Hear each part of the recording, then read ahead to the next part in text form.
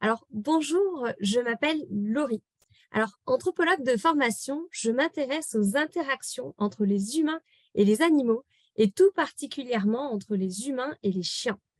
Pendant ma présentation, je vais vous parler des apports des chiens dans la vie au quotidien de personnes et ou de propriétaires souffrant de douleurs chroniques. Alors, pour ce faire, j'ai décidé de faire une présentation qui suit un plan classique de recherche, à savoir, je vais vous parler de quelques éléments de contexte avant de vous présenter les matériels et méthodes qui m'ont permis de faire cette présentation. Ensuite, je ferai un bref retour sur quelques éléments historiques avant de parler de notre cœur de notre sujet, à savoir s'occuper, posséder un chien. Est-ce que cela a des apports au niveau des douleurs chroniques humaines? Tout cela me permettra de conclure avant de passer à l'étape des questions. Alors, la douleur chronique, elle est définie par l'Organisation mondiale de la santé comme une douleur qui persiste ou réapparaît depuis plus de 3 mois. On dit qu'elle est multifactorielle car elle est traversée par des éléments biologiques, psychologiques et sociaux qui contribuent au syndrome douloureux des patients. La douleur chronique, elle est l'une des plus importantes causes actuelles et futures de morbidité et d'invalidité dans le monde. Elle concerne environ 20% de la population humaine mondiale, c'est-à-dire 20% des adultes européens, 20% des adultes états-uniens, 20% des adultes canadiens, etc. D'ailleurs, au Canada, ses coûts directs s'élèveraient à plus de 6 milliards de dollars par an et ses coûts de productivité liés à la perte d'emploi ou au jour maladie seraient de 37 milliards de dollars par an. La gestion des douleurs chroniques est un vrai défi qui nécessite de ne plus concevoir le modèle médical de la maladie et de la guérison, mais de penser à un modèle plus collaboratif entre les différents corps médicaux, qu'ils soient traditionnels ou alternatifs, en y incluant les patients, les familles, etc. Dans ce nouveau modèle qui tente de prendre en compte un maximum d'aspects bio, psycho, sociaux liés aux douleurs chroniques, eh bien, des thérapies alternatives se sont développées, dont certaines qui incluent la participation d'animaux, la zoothérapie. Par ailleurs, nous le verrons en suivant, certaines recherches envisagent que le fait de posséder un animal de compagnie pourrait être considéré comme une stratégie d'autogestion de la douleur. Alors, la zoothérapie ou intervention assistée par l'animal est une intervention qui est structurée et orientée vers un objectif qui inclut ou incorpore intentionnellement des animaux dans les services de santé, d'éducation et les services à la personne dans le but d'obtenir des gains thérapeutiques chez les humains. Alors, cette définition, elle s'applique aux interventions avec notamment des chiens professionnels qui ont été certifiés.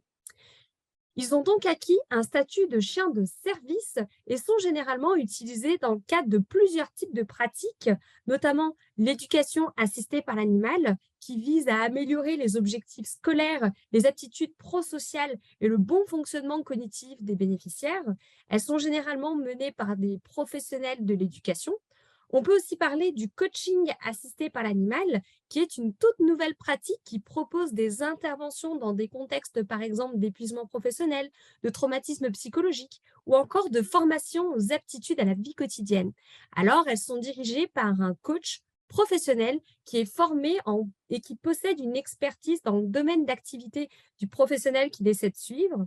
Et ensuite, on a la thérapie assistée par l'animal qui vise à améliorer le fonctionnement physique, cognitif et comportemental et socio-émotionnel des bénéficiaires.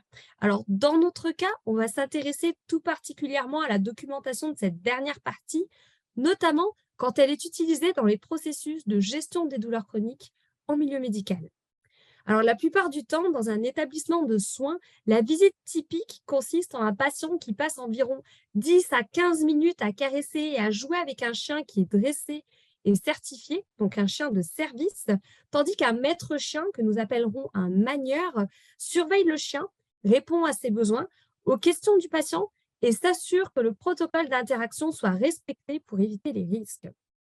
Alors, dans cette présentation, si vous le voulez bien, je souhaiterais utiliser une définition plus large de la zoothérapie en y intégrant les apports des animaux de compagnie, plus particulièrement des chiens, lorsqu'ils sont à la maison.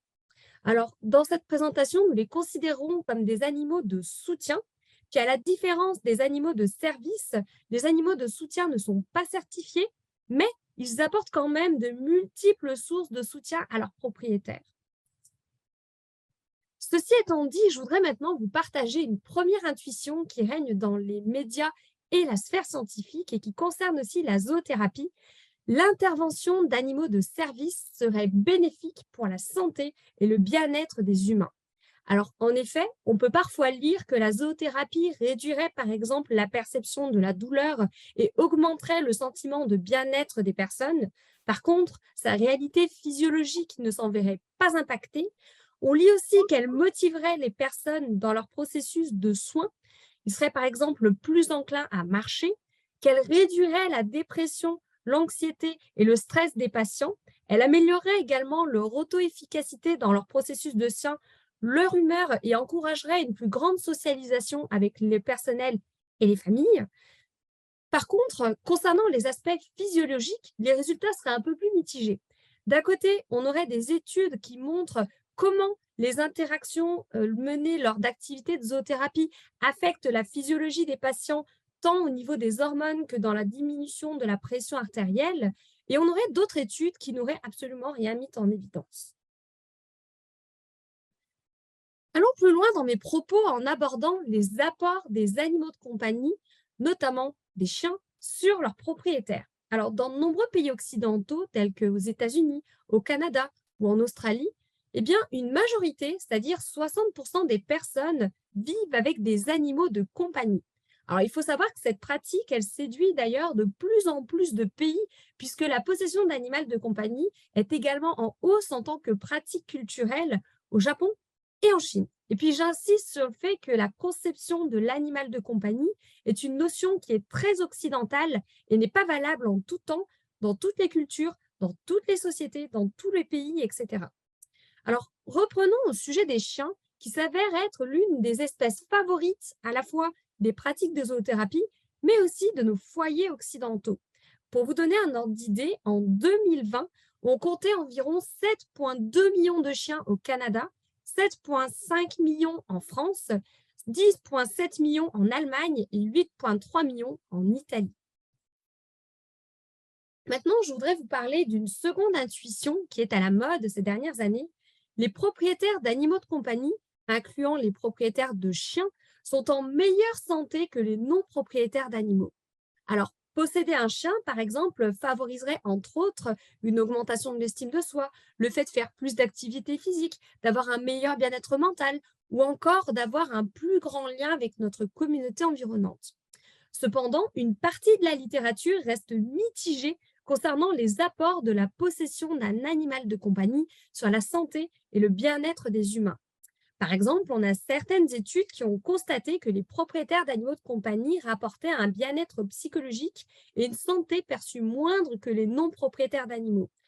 On a une autre étude qui a été faite parmi les adultes canadiens âgés qui montre que les propriétaires d'animaux étaient moins susceptibles que le non-propriétaire de se déclarer satisfaits de leur vie. Par ailleurs, il existe peu d'études qui abordent les effets de la possession d'un chien et ou d'un animal de compagnie chez les personnes souffrant de douleurs chroniques. Lorsque le sujet est abordé, d'ailleurs, les impacts de cette possession sont mitigés. Il y aurait certaines études qui expliquent que posséder un chien n'aurait aucun avantage en termes de gestion de douleur, alors que d'autres indiquent que les propriétaires d'animaux de compagnie, incluant les propriétaires de chiens, ressentent moins de douleur que les non-propriétaires. Alors, on peut se demander par quoi s'explique cette diversité des résultats obtenus, que ce soit tant dans le contexte de la zoothérapie que dans le fait de posséder un animal de compagnie.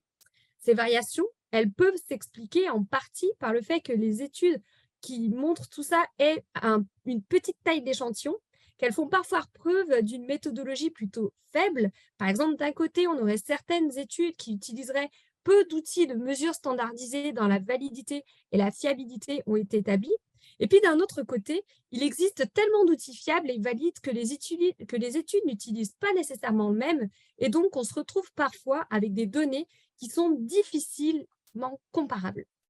Et puis on a aussi beaucoup d'études qui proposent des données subjectives qui sont donc difficiles à interpréter et à comparer.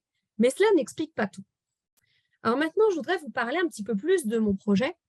Ma problématique, c'est que le simple fait de posséder ou de s'occuper d'un animal de compagnie, notamment d'un chien, ne suffit pas pour diminuer le niveau de douleur chronique ressenti par une personne.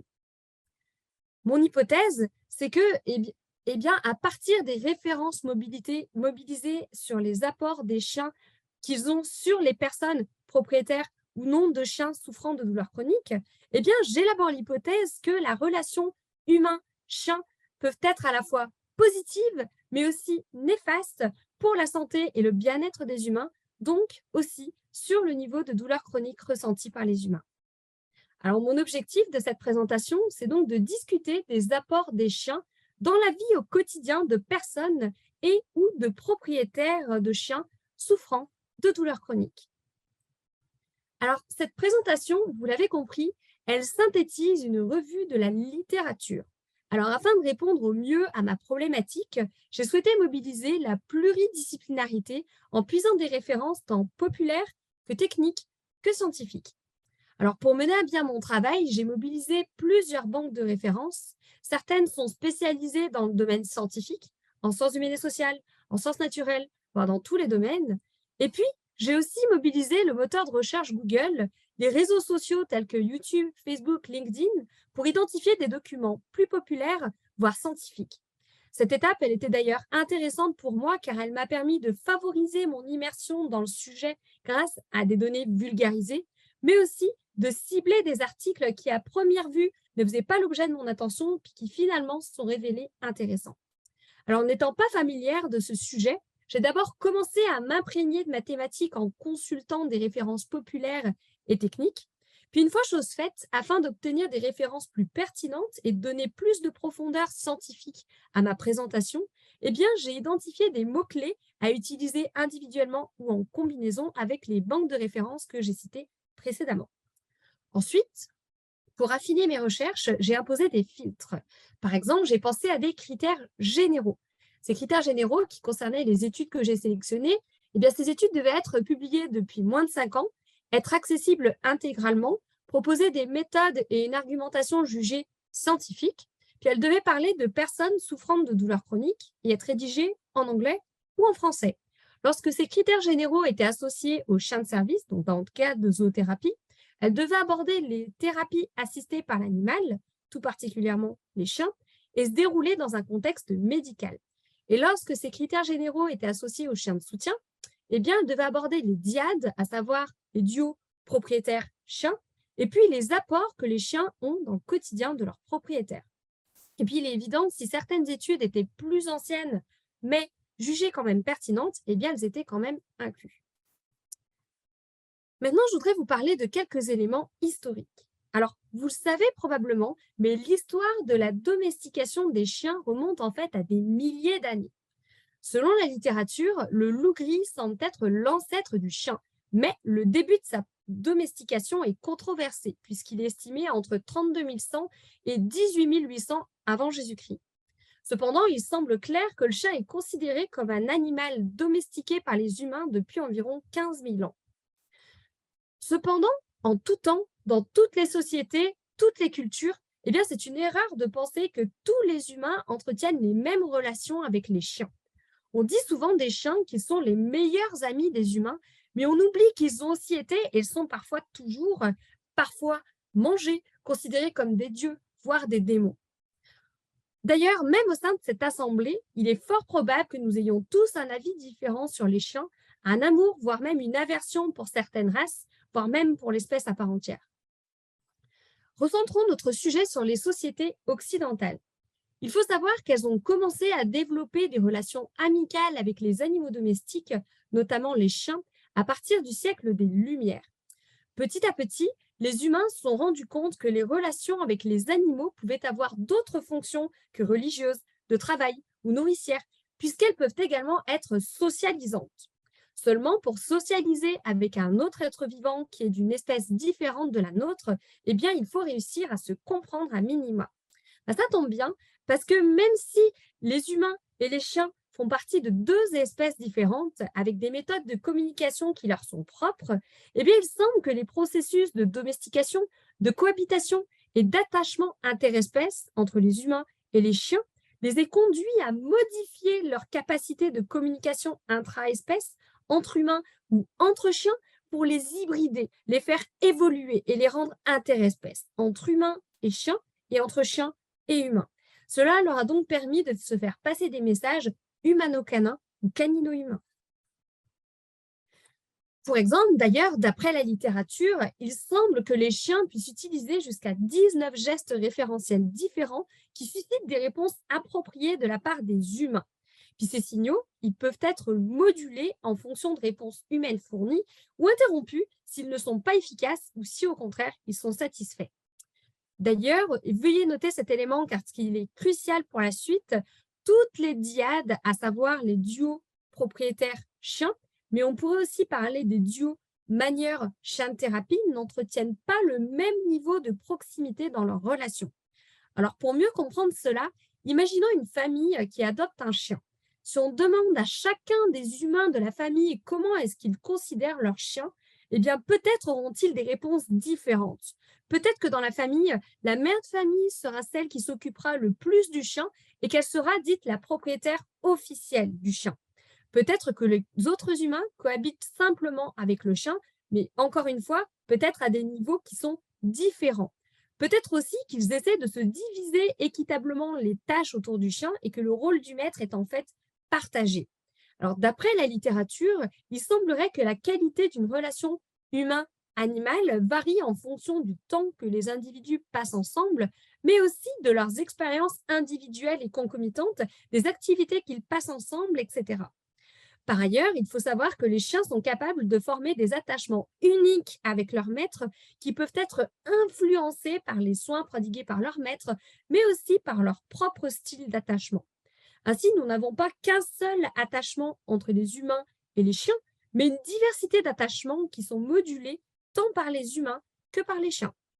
Notons aussi que rien n'est écrit dans le marbre, et cela tant pour les humains que pour les chiens. Tous sont des êtres sensibles qui sont susceptibles d'être marqués par la vie, par un accident, un abandon ou tout un tas d'autres paramètres. Auquel cas, un humain peut très bien adorer les chiens, puis à la suite d'un événement traumatique, en devenir phobique. Et c'est exactement la même chose pour les chiens. La thématique de la socialisation, elle est également étroitement liée avec celle de l'animal thérapeute. Alors, cette histoire, elle débute en 1699 avec John Locke, un philosophe et médecin anglais qui préconisait de donner aux enfants des animaux dont ils pourraient s'occuper. Alors, cela les encouragerait à développer des sentiments tendres, le sens des responsabilités envers les autres. Puis petit à petit, la compassion et la préoccupation pour le bien-être des animaux sont d'ailleurs devenus l'un des thèmes didactiques favoris de la littérature pour enfants, et cela dès le XVIIIe siècle.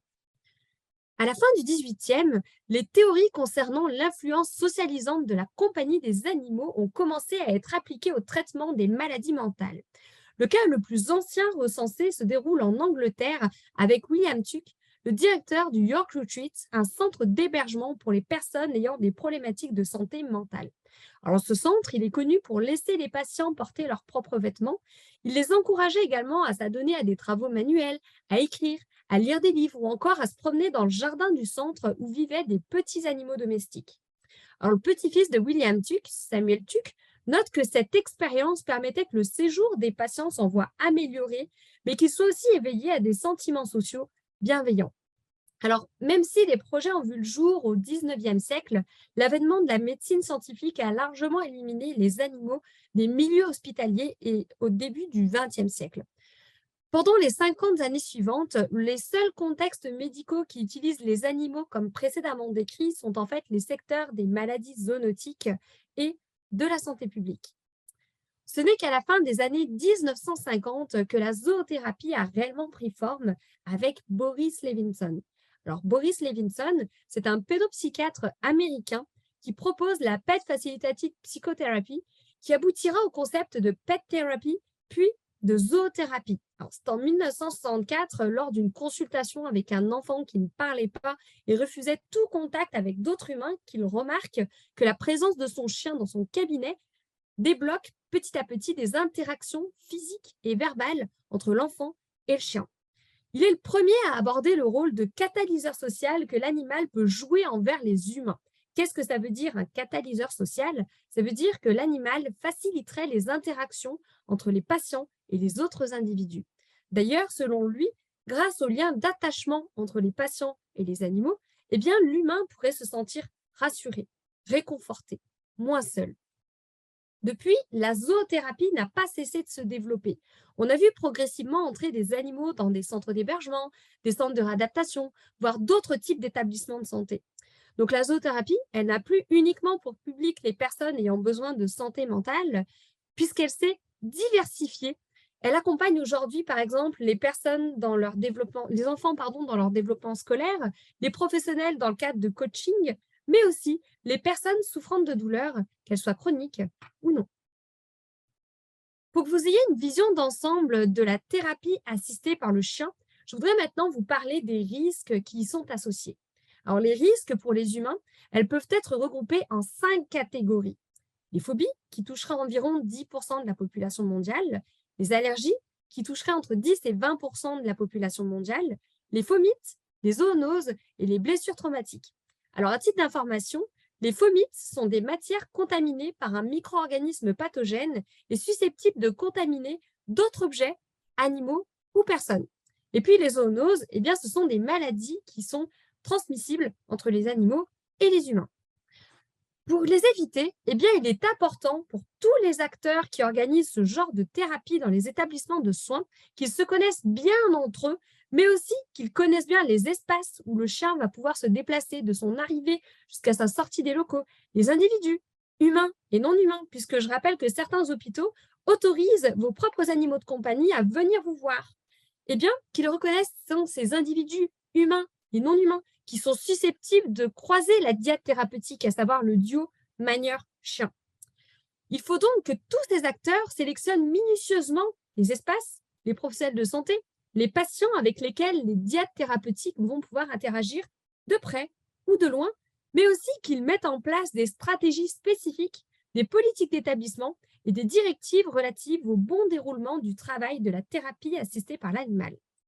Alors, il faut savoir qu'il existe quelques règles de base que tous doivent respecter. Par exemple, les diètes thérapiques doivent uniquement rendre visite aux patients qu'ils souhaitent et le peuvent. Tous les humains, nous l'avons vu, n'apprécient pas les chiens. D'ailleurs, certains en sont allergiques, voire phobiques. De plus, elles ne doivent pas rendre visite aux patients qui ont une maladie transmissible qui a été diagnostiquée ou suspectée, ou encore aux patients placés en isolement. Des barrières de protection physique et visuelle doivent être mises en place. Cela permet d'éviter ou d'essayer de gérer en tout cas quelques effets secondaires, par exemple liés aux phobies ou aux allergies. Il ne devrait pas y avoir non plus de léchage ou de baisers échangés entre les humains et les animaux. Et puis, les patients doivent également se laver les mains ou se les désinfecter avant et après l'interaction. En parlant des chiens de thérapie, eux aussi, il faut qu'ils soient monitorés pour éviter la propagation de certaines maladies, bactéries ou parasites.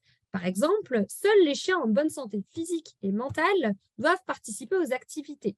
Les chiens doivent être adéquatement vaccinés et vermifugés et ne doivent pas avoir de parasites ou de lésions cutanées.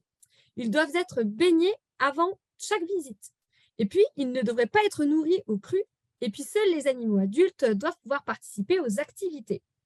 Ensuite, un autre sujet important, l'adhésion du personnel est également importante pour que le programme puisse être mis en place et se déroule dans de bonnes conditions.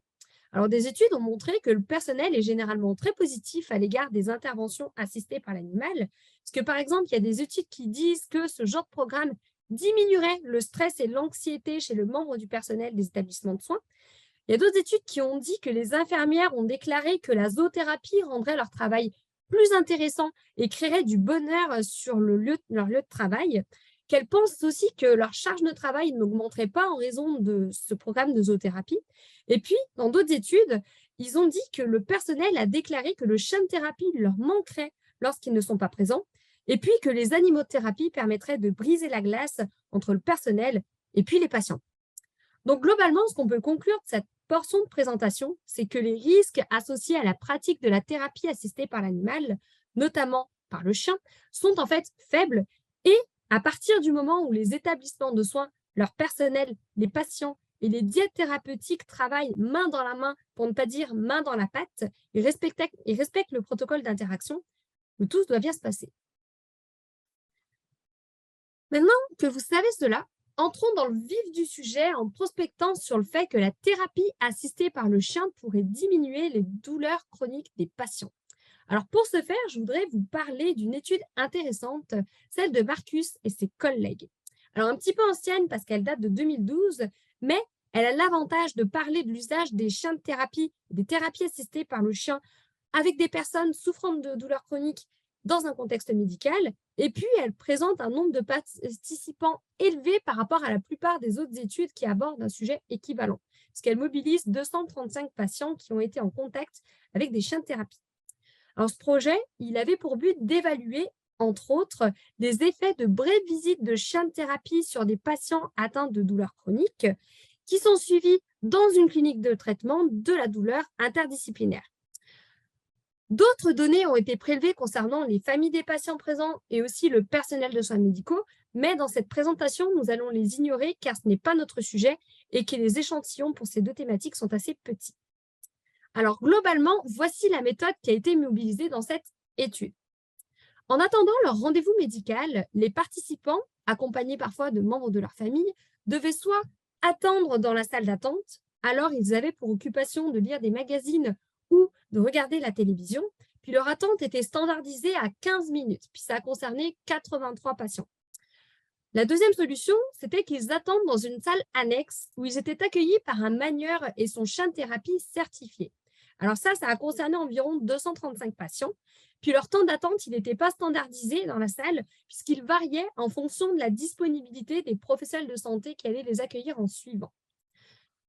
Alors, en arrivant dans la salle dans laquelle ils allaient devoir patienter, les participants étaient invités à remplir un questionnaire qui renseignait sur des données démographiques, mais aussi sur leurs douleurs ressenties, leur fatigue et leur détresse émotionnelle. Et puis, en repartant de la salle, ils devaient réévaluer leurs symptômes. Et puis, concernant les participants qui ont vu le chien de thérapie, eh bien, ils étaient invités à évaluer leur satisfaction à l'égard des interactions qu'ils ont eues avec le chien de thérapie. Alors, globalement, comme vous pouvez le voir sur ce tableau, les résultats montrent que les visites de chiens de thérapie ont plutôt eu de bons effets sur les douleurs ressenties par les patients et puis leur état émotionnel. Comme les effets ne semblaient pas être influencés de manière substantielle par le sexe de la personne, troubles de l'humeur coexistants ou encore la durée de la visite, les auteurs n'ont pas noté ces éléments. Je voudrais simplement quand même revenir sur ce tableau. Ici, vous avez les données qui concernent les personnes qui ont vu les chiens de thérapie. Ça, c'est les données qui ont été récoltées quand les personnes ont commencé leur attente. Et ça, c'est les données qui ont été récoltées par les personnes qui ont terminé leur attente avec le chien de thérapie.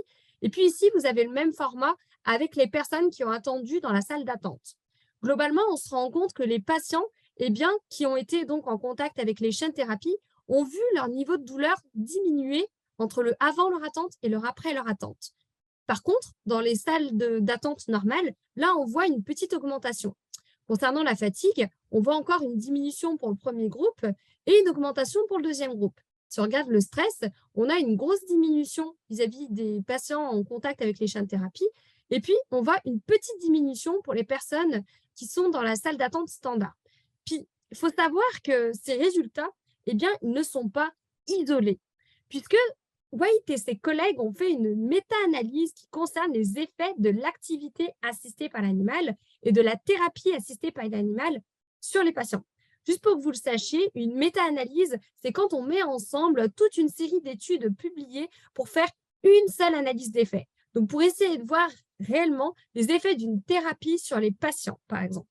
Alors, dans chaque étude que les auteurs ont mobilisée dans cette méta-analyse, les chercheurs ont constaté des améliorations significatives de la douleur, de l'anxiété et de la détresse des patients au contact des animaux, mais pas nécessairement pour les autres patients. Alors, dans une autre étude de Carey et ses collègues qui a été publiée en 2022, eux, ils montrent aussi des résultats similaires, mais cette fois avec des patients souffrant de douleurs aiguës. Et puis eux, ils étaient accueillis dans des services d'urgence du Royal University Hospital à Saskatoon.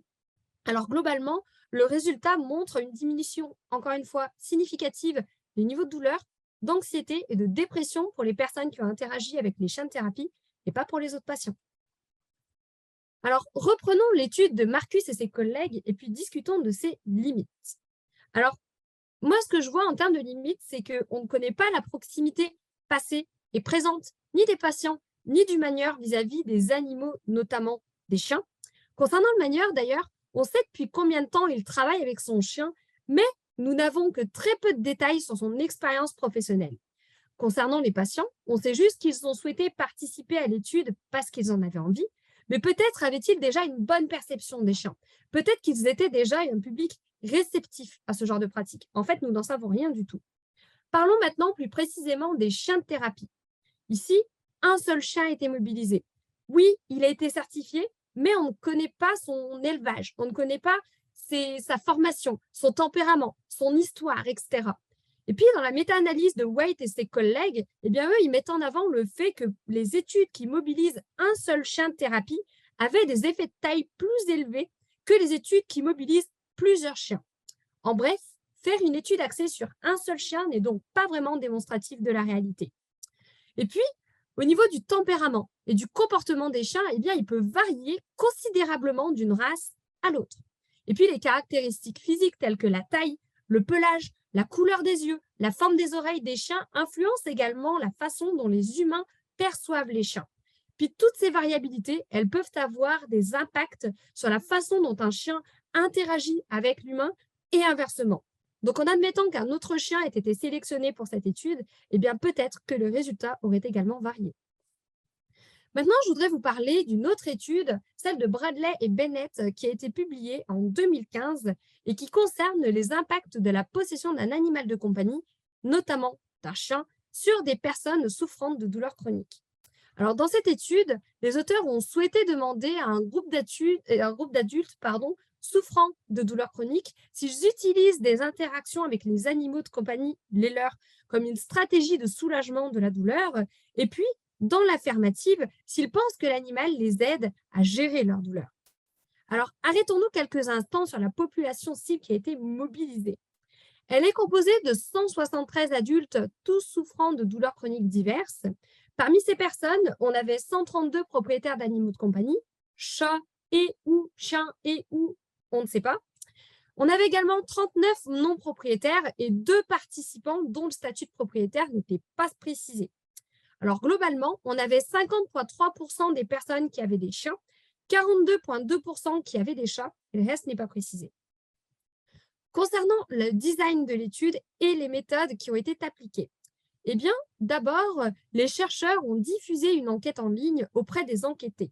Les questions portaient sur eux-mêmes, l'âge de la personne, le sexe, le type de douleur ressentie, et puis tous les animaux de compagnie qu'ils possèdent, le nombre et l'espèce possédée, ainsi que certains aspects sur la personnalité de l'animal, son degré de calme, de désobéissance, d'amabilité, d'affectif, de nervosité et l'énergie de l'animal en question. Elle incluait également des échelles pour mesurer la dépression de la personne, son anxiété et son stress, et puis une échelle numérique d'évaluation de la douleur. Tout cela a été complété par une version modifiée du Chronic Pain Inventory 42 en mixant des éléments liés à la gestion de la douleur et d'autres au sujet des interactions humains-animaux. Pour cette première étape, tous les participants y ont répondu. Ensuite, ces participants, ils étaient invités à recontacter les chercheurs pour développer leurs réponses dans le cadre d'un entretien semi-structuré. Là, il y a eu seulement 7 propriétaires qui ont répondu à cette seconde étape. Alors, d'après les résultats obtenus, les auteurs n'ont pas mis en avant de différences significatives entre le niveau de douleur déclaré par les propriétaires et les non-propriétaires, et même chose concernant le niveau d'anxiété et de stress. Par contre, les propriétaires d'animaux ont signalé plus de symptômes dépressifs que les non-propriétaires, mais les propriétaires d'animaux perçus comme plus amicaux ont signalé moins de symptômes dépressifs. Et lorsque les propriétaires ont déclaré utiliser activement les interactions humains-animales pour gérer leur douleur, eh bien, ils ont aussi déclaré qu'ils avaient des niveaux de douleur plus faibles que les autres propriétaires. Si on parle des résultats qui concernent plus particulièrement les propriétaires de chiens, eh bien, il y aurait une association négative entre la gentillesse perçue du chien et les niveaux de dépression et d'anxiété. Ce qui veut dire que si les personnes considéraient leur chien comme étant pas gentil, par exemple, je schématise bien évidemment, eh bien, elles avaient un niveau de dépression et d'anxiété qui était plus élevé que si elles considéraient leur chien comme plutôt gentil. Les personnes qui avaient des chiens plus désobéissants que les autres, d'ailleurs, ont aussi noté un stress plus important que les autres propriétaires. Alors, ces résultats, ils indiquent que certains animaux de compagnie, mais pas tous, peuvent être bénéfiques pour les patients souffrant de douleurs chroniques. Puis comme les avantages semblent être également associés à l'espèce, à la personnalité de l'animal, au fait que la personne utilise activement les interactions humain-animal comme mécanisme d'atténuation de la douleur, eh bien les auteurs de cette étude concluent qu'il convient d'être prudent avant de recommander la possession d'un animal de compagnie aux personnes souffrant de douleurs chroniques. Maintenant, je voudrais vous parler des limites de cette étude. Alors, tout d'abord, force est de constater que la population cible est plutôt mal dosée et mal documentée. Pourquoi?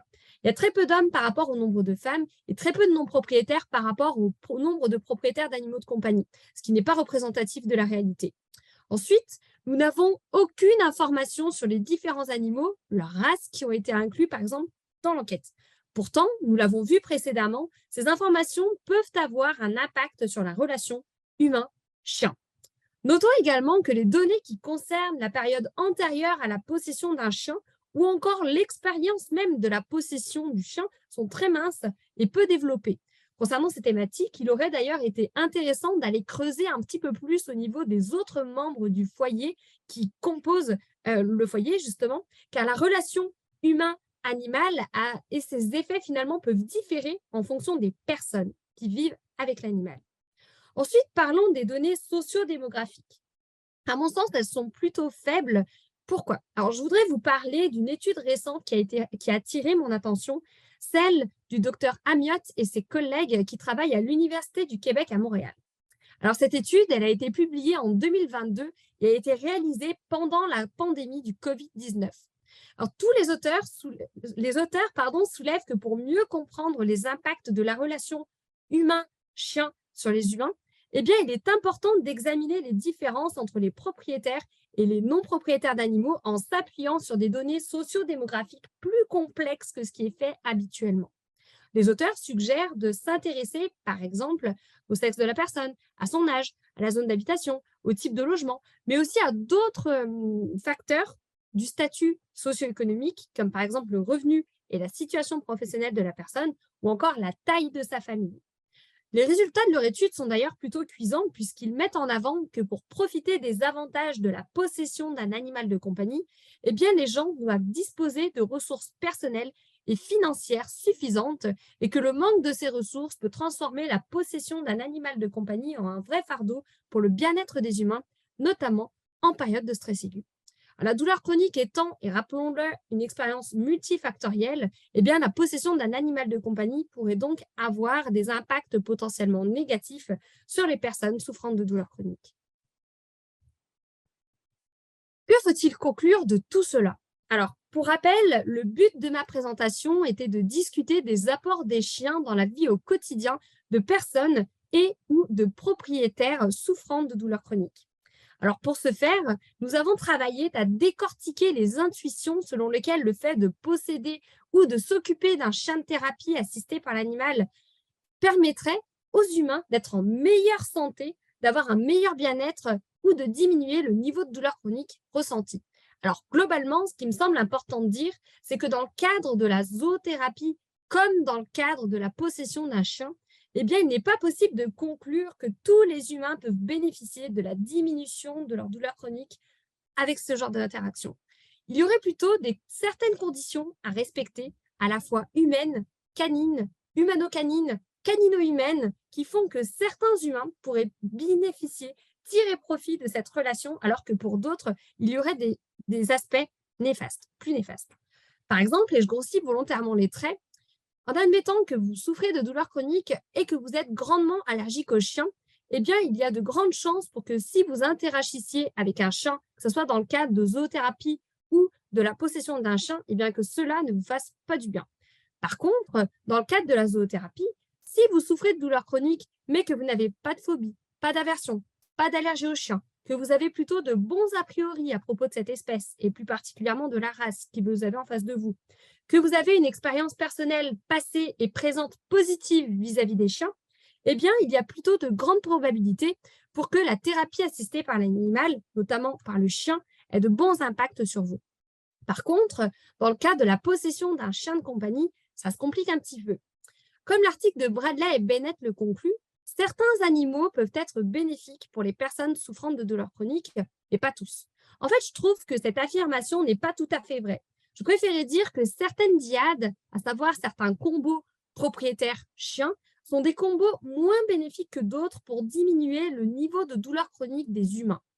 Comme les avantages semblent être associés aux espèces possédées, à la race, à la personnalité de l'animal, mais aussi de l'humain, à leurs expériences individuelles et concomitantes passées et présentes, à la bonne gestion du fardeau que représente le fait de posséder un animal, mais aussi au fait que l'humain utilise activement cette relation pour diminuer ses douleurs chroniques, eh bien nous devons être prudents et se poser les bonnes questions, tant humaines que canines, avant de se dire oui, le chien que je vais adopter va me permettre de diminuer mon niveau de douleur chronique.